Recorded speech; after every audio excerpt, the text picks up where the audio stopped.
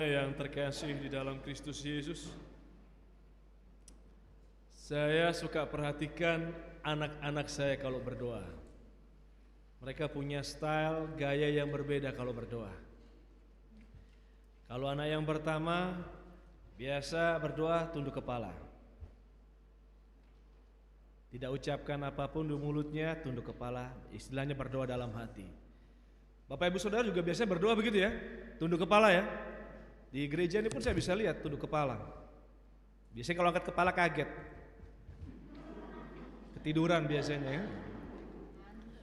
Kalau anak saya nomor 2 lain dia berdoanya, lipat tangan, tah komat kamit apa. Tapi yang nomor 3 lebih unik lagi. Dia kalau berdoa Katolik dia. Kenapa? Karena diajarkan di sekolah berdoa begitu. Jadi kalau dilihat saya berdoa, istilahnya tidak pakai wah papa berdosa, papa berdoa yang betul papa. Sudah dong. Yang nomor 3 memang bukan GPB, Katolik dia sudah. Tapi di situ saya bisa lihat bahwa ini anak taat di dalam keluguan dia, di dalam kepolosan seorang anak. Nah, Bapak Ibu Saudara, apa yang kita lihat sebagai keluguan, kepolosan di dalam ketaatan ini sebetulnya yang harus kita miliki di dalam hubungan kita dengan Tuhan. Sudah belum di dalam hubungan kita dengan Tuhan, kita betul-betul taat. Bahkan mungkin kelihatan begitu polos ketaatannya, lugu, bahkan mungkin orang bilang bodoh gitu kan. Tapi ketaatan seperti ini yang harus kita punya dalam hubungan kita dengan Tuhan. Saya juga punya seorang rekan presbiter sebelum saya di Jakarta, di Penabur ya, di Duri. Itu ketika dia pindahan rumah, dia sudah barang-barang masuk dalam kontainer, dalam truk. Sebelum jalan dia panggil, supirnya, keneknya, kita berdoa dulu supaya sampai selamat. Padahal yang diajak doa orang Muslim. Saya doakan ya supaya sampai selamat. Oh iya Pak, tambah senang. Keluguan, kepolosan. Dia dulu juga dari Muslim, kemudian menjadi pengikut Kristus Yesus, bahkan kemudian menjadi seorang presbiter juga. Bahkan pernah menjabat sebagai ketua 1. Nah, Bapak Ibu Saudara, sekali lagi ketaatan yang seperti seorang anak yang lugu polos seperti ini yang betul-betul harus kita punya di dalam hubungan kita dengan Tuhan, agar kita betul-betul rasakan berkat Tuhan.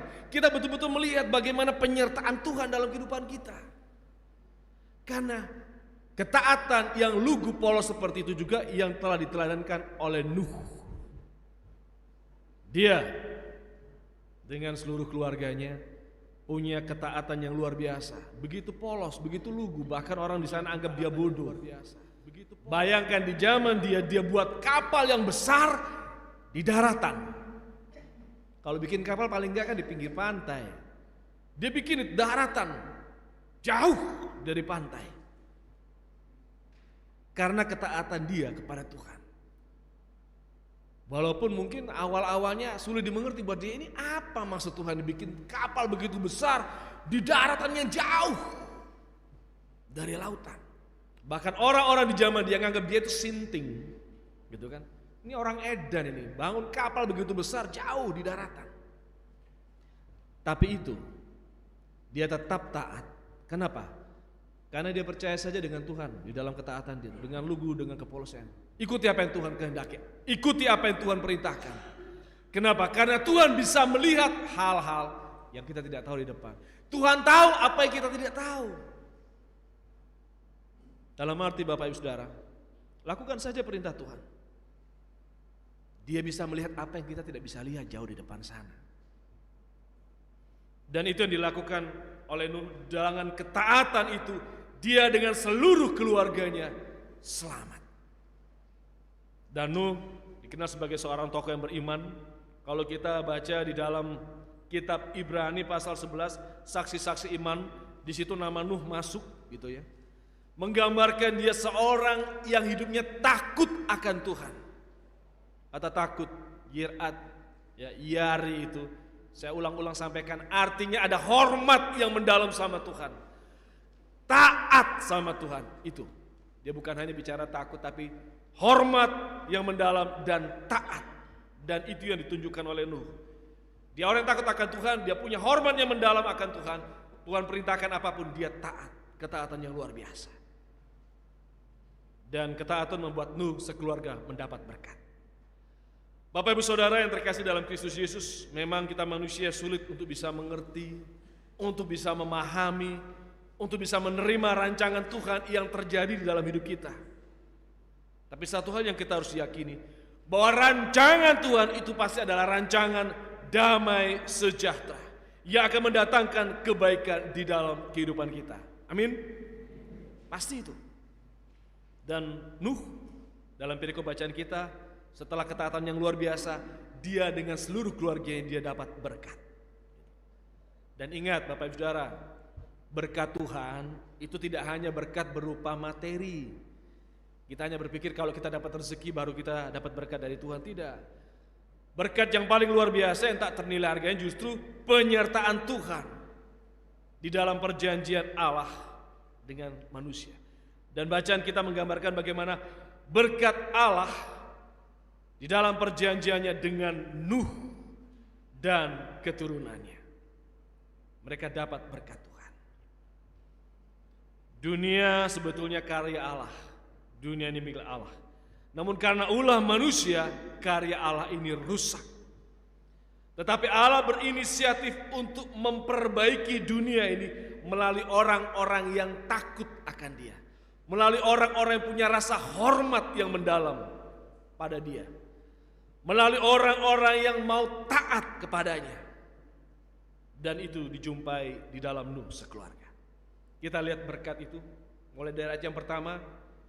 Di situ dengan perikop perjanjian Allah dengan Nuh tertulis di ayat pertama pasal 9 itu, lalu Allah memberkati Nuh dan anak-anaknya serta berfirman kepada mereka, beranak cuculah dan bertambah banyaklah serta penuhilah bumi.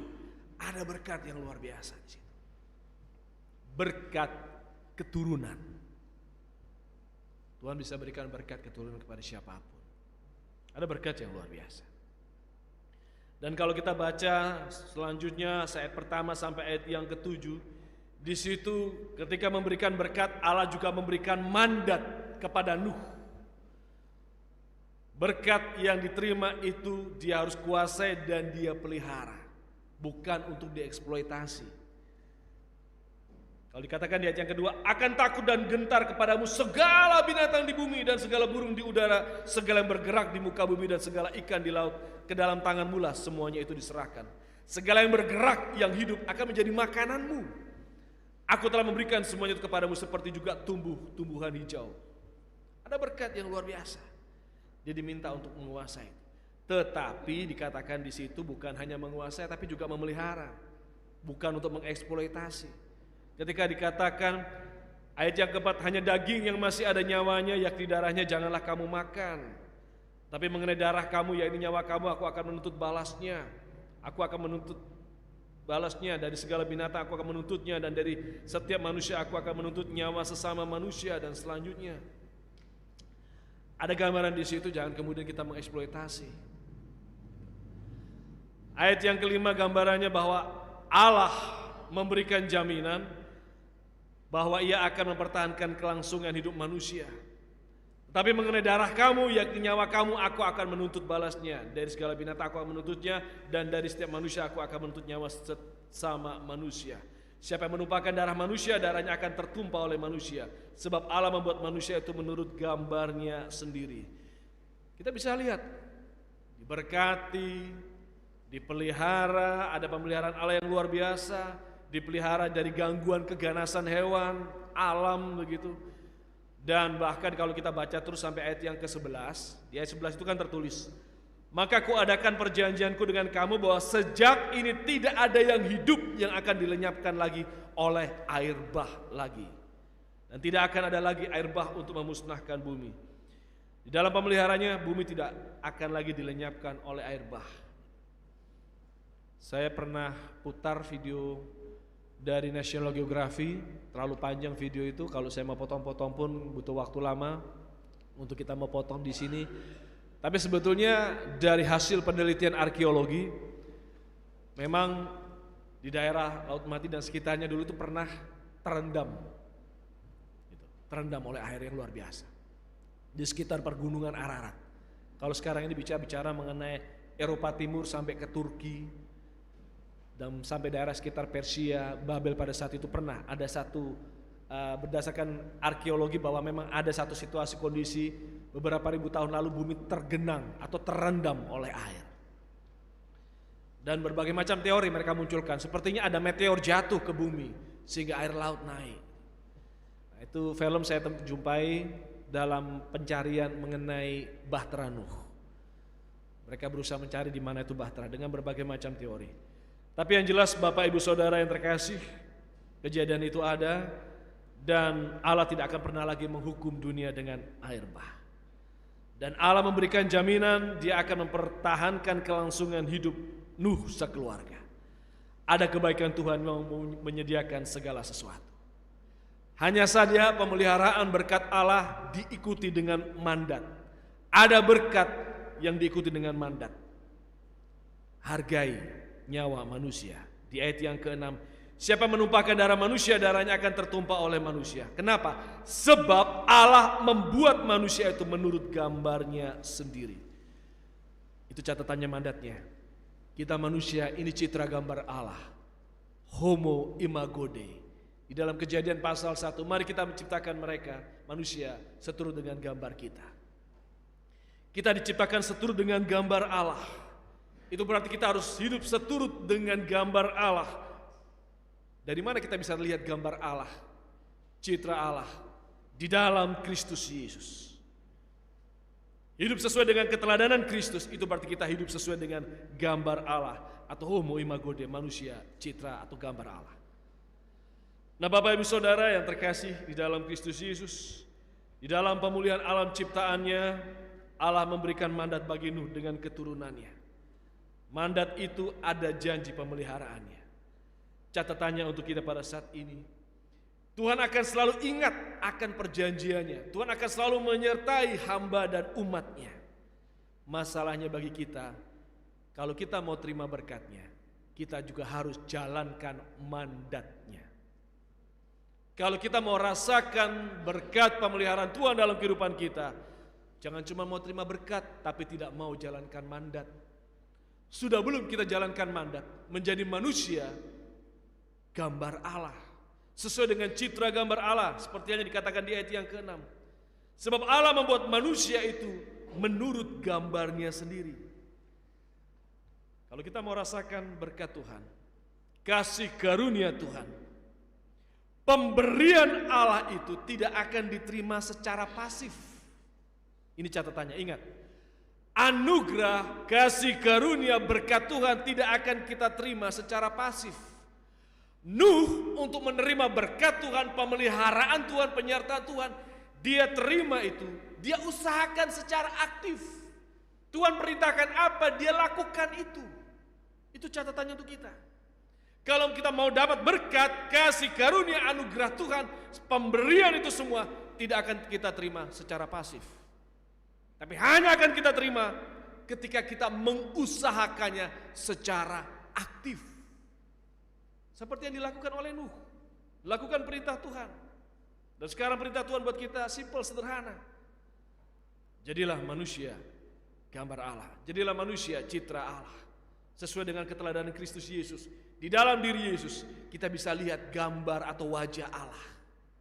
Apa yang dilakukan, gambaran kasih, itulah gambaran Allah. Sudah belum kita membuka lembaran di tahun 2021 ini dengan menempatkan diri kita betul-betul sesuai dengan citra gambar Allah yang penuh dengan kasih? Sudah belum kita tanggalkan segala rasa iri hati dan benci di dalam hati? Mari kita belajar dari Nuh. Sekalipun Nuh berada di sekitar orang-orang yang melakukan kejahatan, Nuh tidak terpengaruh.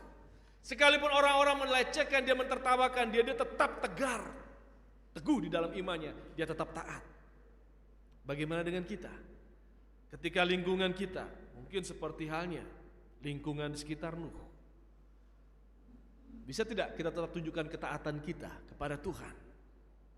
Tidak terpengaruh.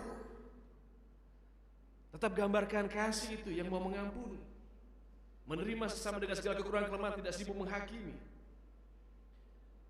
Nuh tetap hidup sebagai manusia yang takut, taat yang mendalam, hormat yang mendalam dan taat kepada Tuhan, dan tetap berikan yang terbaik untuk melayani Tuhan.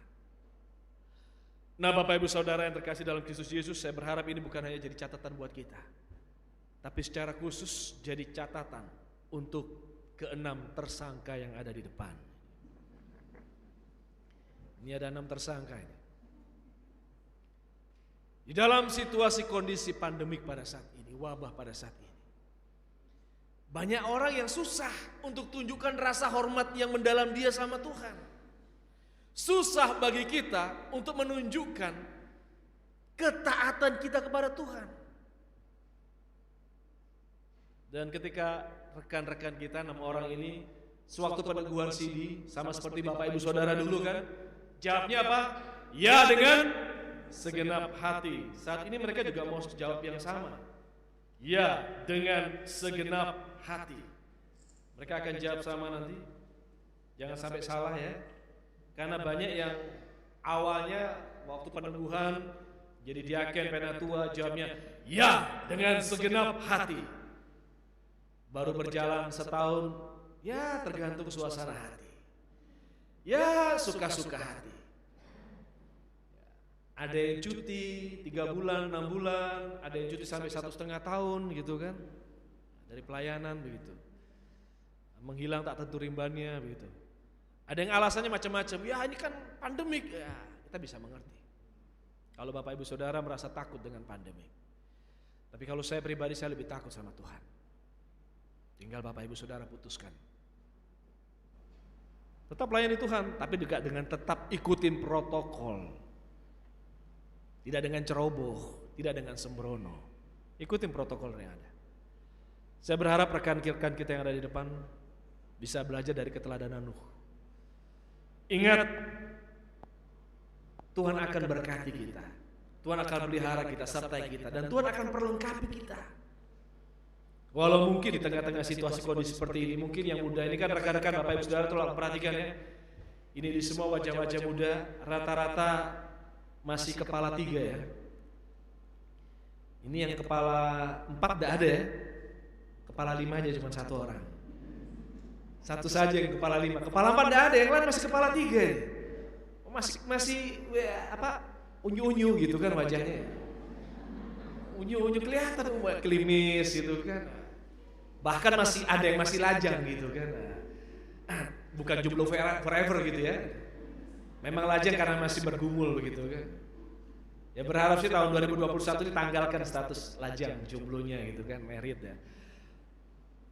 Tapi dalam situasi usia muda seperti mereka banyak yang berpikir, ngapain situasi pandemi kayak gini, kita lagi susah gini. Bicara mengenai pelayanan, udah kerja dulu, survive dulu, cari rezeki dulu. Pelayanan itu nanti aja gitu. Karena banyak juga yang belum saya panggil sudah langsung ngeles gitu kan. Oh sebentar Pak Pendeta, tapi ngelesnya pintar juga gitu. Saya jadi pengurus PKB aja Pak Pendeta gitu. Saya tetap melayani kok jadi pengurus PKB. Belum dipanggil pembinaan saya sudah pembina di PKB aja Pak, dipelekat aja. Di PKP aja saya. Enggak apa-apa. Toh tetap sama-sama melayani Tuhan. Sama itu. Tapi nanti 2022 jangan ngeles lagi ya. Saya bilang oke lah, dipersiapkan untuk 2022. Tapi ingat, ia dengan segenap hati belajar dari Nuh. Walau orang mungkin tertawakan Nuh, kagak ada kerjaan lu bangun kapal di daratan, kagak ada kerjaan lu, udah banyak duit lu melayani Tuhan, hidup aja udah kembang kempis, susah. Tunjukkan ketaatan kepada Tuhan. Percayalah bahwa berkat, kasih karunia, anugerah akan ada di dalam kita. Tuhan akan berikan ketika kita mau mengusahakannya secara aktif. Kiranya Tuhan mampukan rekan-rekan untuk berikan yang terbaik di dalam menjalankan tugas panggilan ini. Roh Kudus mampukan kita bukan hanya mengerti dan memahami, namun bisa menghayati dengan menerapkannya dalam hidup hari lepas hari.